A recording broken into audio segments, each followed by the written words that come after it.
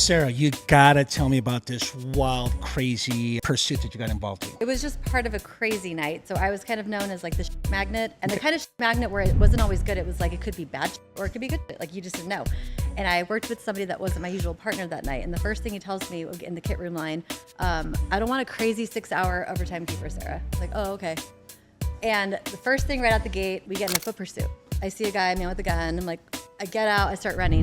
And he's like I could hear my partner so pissed off. Set up a perimeter. The guy ends up, we couldn't find him. I think he went into an apartment complex. So I'm like, damn, we wasted all that time. So I'm driving on the hunt, east side of 77, my favorite place.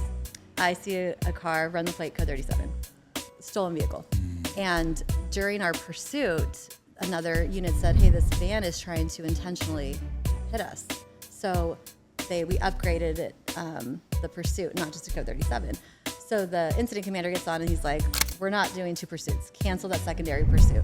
Well, that van ends up pulling over and amazing officers end up getting them out of the car and tells us on the air, the guy that drove says the passenger told them to come and kill the cops.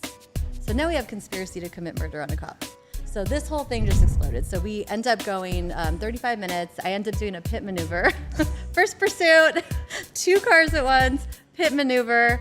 I didn't hit any cars either, which was crazy because it was such a, the east side streets in 77, they're so narrow and cars on both sides. The incident commander says, this was like the perfect pursuit. Nobody got hurt. Nothing was damaged. Everyone's in custody.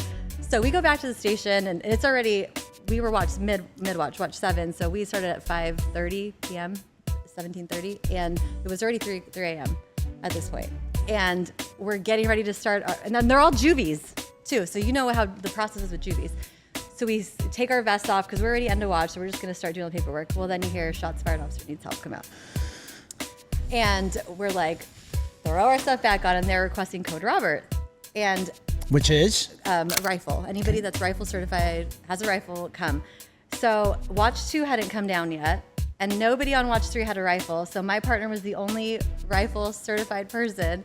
We go down and we ended up staying there. SWAT came out. The suspect was jumping fence to fence. My partner was just right there on the rifle, and the guy ended up blowing his brains out right in front of us. And so by the time that was over, it was, I think, 7 or 8 a.m.